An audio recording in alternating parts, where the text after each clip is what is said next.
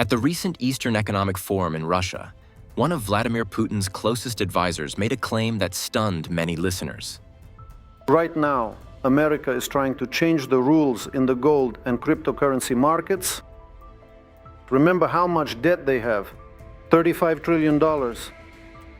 He said the United States is preparing to push its massive $37 trillion debt into a crypto cloud, using stablecoins and digital assets to quietly devalue what it owes. On the surface, it sounds like conspiracy talk. But when you look deeper, it connects with ideas already floated by US insiders, including billionaire Michael Saylor. Dump your gold, sell all the US gold, buy Bitcoin, then the trade is free because you could buy 5 million Bitcoin for the cost of the gold. You will demonetize the entire gold asset class, and our enemies hold gold in their banks, so their assets would go to zero. Our assets would go to $100 trillion, and we would control the world's reserve capital network as well as the world's reserve currency network. The thought of America using crypto as a hidden lever to ease its debt burden raises an important question. How exactly could this work, and why does it matter? Because debt devaluation isn't new. It's an old game the US has played before through inflation. What makes this story different is the digital layer, where stablecoins and global adoption could spread the costs far beyond America's borders. The man behind this statement is Anton Kobyakov, senior advisor to Vladimir Putin and one of the Kremlin's most trusted voices. For more than a decade, he has been shaping Russia's image at major international forums, from the St. Petersburg Economic Forum to this year's Eastern Economic Forum in Vladivostok. When he speaks, it isn't random speculation. It reflects Moscow's official narrative.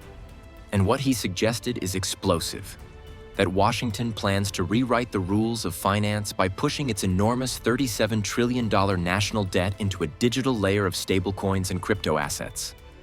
This idea may sound far-fetched, yet it echoes arguments made by prominent US insiders. Michael Saylor, billionaire founder of MicroStrategy, has publicly urged American leaders to adopt Bitcoin as a strategic reserve. He once told Trump that swapping gold for Bitcoin could strengthen America's balance sheet while undercutting rivals like Russia and China. That overlap between Russia's warnings and US corporate proposals forces us to ask, is this really unthinkable, or is it already part of the playbook? What makes the claim powerful is not just the messenger, but the possibility that the world's largest debtor nation is searching for new tools to manage the burden. Let's break down what it really means to devalue debt, because that sounds complicated until you see it in practice. Imagine the global economy as a simple $100 bill. If I borrow the entire thing, I owe you that $100 back. Paying it the hard way means working, producing, and eventually repaying the same money. But the United States has a unique advantage. It controls the world's reserve currency. That means instead of paying the debt back with the original $100, it can simply create another $100 out of thin air. Suddenly, there are $200 chasing the same amount of goods and services. What happens next is predictable. Prices climb. Groceries that once cost $1 now cost $2. Houses, stocks, and gold also surge in price. The debt technically gets repaid in full, but in reality, the creditor has been cheated because the money they get back buys far less. This is the hidden tax of inflation. History is full of examples. After World War II, America's debt-to-GDP ratio was over 110%. Instead of cutting spending drastically, Washington let inflation erode that burden. In the 1970s, runaway prices again reduced the real value of government debt. More recently, between 2020 and 2022, the Federal Reserve expanded the money supply by nearly 40% in response to the pandemic. Asset prices hit record highs, consumer goods became more expensive, and the national debt's weight, while still huge, was cushioned by the weaker dollar. But here's a key principle most people overlook. The natural state of the economy is actually deflationary. If the money supply never changed, prices would slowly fall over time. Think of it this way.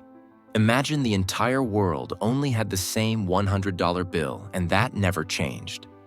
As technology improves, factories get faster and people become more productive. we would be able to make more goods with the same resources. That efficiency means each item should cost less. In a fixed money world, your purchasing power grows naturally because progress makes things cheaper. But that's not the system we live in. Governments and central banks can create new money whenever they choose. And when they do, it changes the equation completely. Instead of prices falling thanks to productivity, the extra money pushes prices higher. Suddenly, it takes $2 to buy what once cost $1. And when trillions of new dollars enter circulation, all that liquidity has to find a home. It flows into real estate, stocks, gold, and now Bitcoin. Over the long run, these assets look like they are always climbing, but in reality, they are just holding their value against a weakening dollar. And this is why economists say inflation is a debtor's best friend. It doesn't erase obligations on paper, but it quietly lowers their true cost. By increasing the money supply, Washington doesn't just fuel inflation, it lowers the real value of what it owes. What looks like growth on the surface is really dilution underneath. And if this process can be extended beyond US borders through stablecoins, then inflation isn't just an American burden anymore. It becomes a shared cost carried by anyone holding dollar-based digital assets around the world. And this is exactly the mechanism Russia's advisor was pointing toward. The US has been using this playbook for decades. But what makes his warning stand out is the idea that Washington could now extend this trick into a digital layer, using stablecoins and other dollar-pegged tokens to spread the effects globally beyond its own citizens. That's where the story takes a new turn. Stablecoins look simple on the surface, digital dollars you can send instantly across borders. But the way they connect back to US debt is what makes them so powerful. Most of the large issuers like Tether, USDT, and Circle, USDC, say their tokens are backed one-to-one by real assets, mostly short-term US treasuries. Today, more than $250 billion worth of these coins circulate globally, and that number has been rising fast. For Washington, this creates a new channel to finance its massive debt. Every time someone in Asia, Africa, or Latin America holds a stablecoin, they are indirectly funding US borrowing without ever touching a treasury bond. Here's where the mechanism matters. When the Federal Reserve creates more dollars and inflation rises, the cost doesn't stop at US grocery stores or gas pumps. Because stablecoins are pegged to the dollar, their value also falls in real terms. A worker in Argentina saving in USDT feels the same loss of purchasing power as a saver in New York. Inflation becomes a global tax, quietly exported to millions of stablecoin users worldwide. This is a sharp contrast with the traditional system. In the past, when the dollar was inflated, US citizens bore the brunt first. Now the pain gets distributed more widely and more discreetly. The more people adopt dollar-backed stablecoins, the broader this burden spreads. In a way, it is a self-reinforcing cycle. Global demand for stablecoins keeps US treasuries in demand, which helps fund Washington's debt, while at the same time exporting the costs of inflation beyond American borders. That's why some analysts say stablecoins are more than just a crypto innovation. They are a geopolitical tool. They give the United States a way to extend its monetary reach deep into smartphones and digital wallets around the world.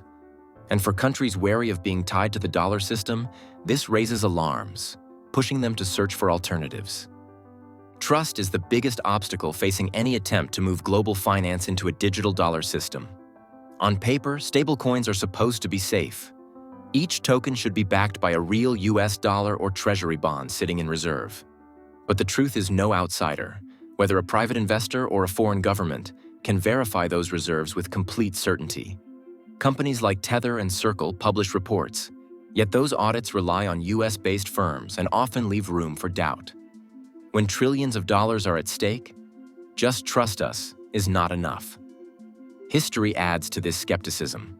The world still remembers 1971, when President Nixon ended the dollar's link to gold. For decades, Washington promised every dollar was redeemable for gold. And then overnight, that promise was gone. To many countries, it felt like the ultimate rug pull, and it reshaped the entire monetary order. That memory makes leaders nervous about putting faith in a new digital dollar that could be altered by US policy at any time. This explains the surge in global gold demand.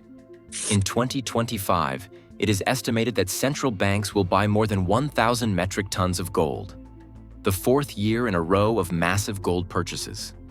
China, Turkey, India, and even smaller economies are steadily adding to their reserves. Their message is clear. They would rather hold an asset that cannot be printed or reprogrammed than a token that depends on US promises. So while stablecoins may offer speed and convenience, they carry the same problem as past systems. The rules can always change.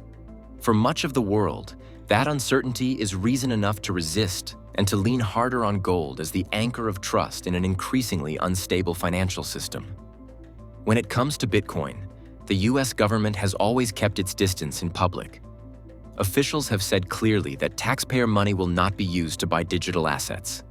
Yet the private sector has already taken on this role, and that opens a potential backdoor.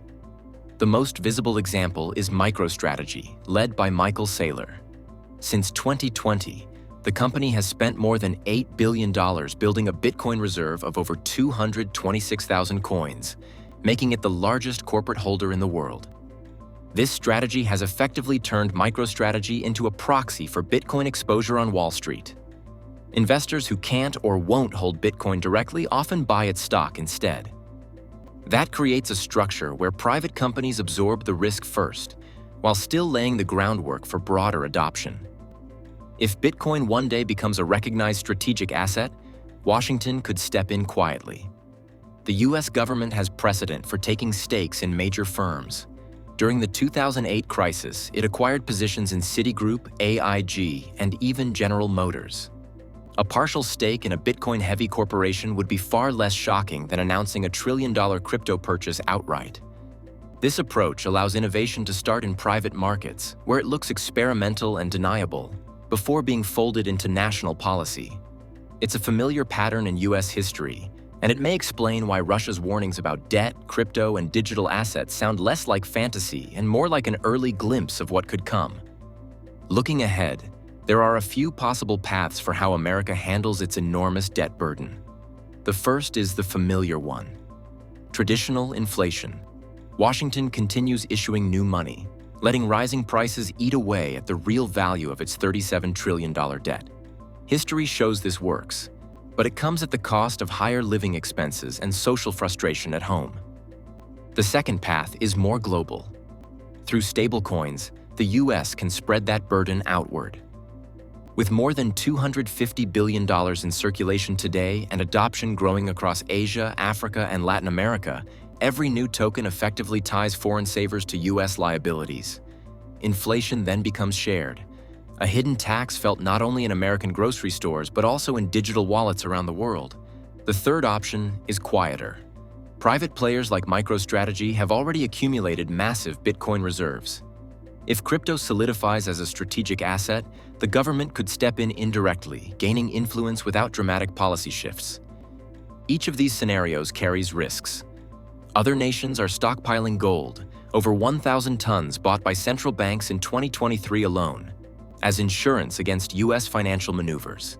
The contest between American innovation and global pushback will shape how sustainable this strategy really is. So, was Putin's advisor right?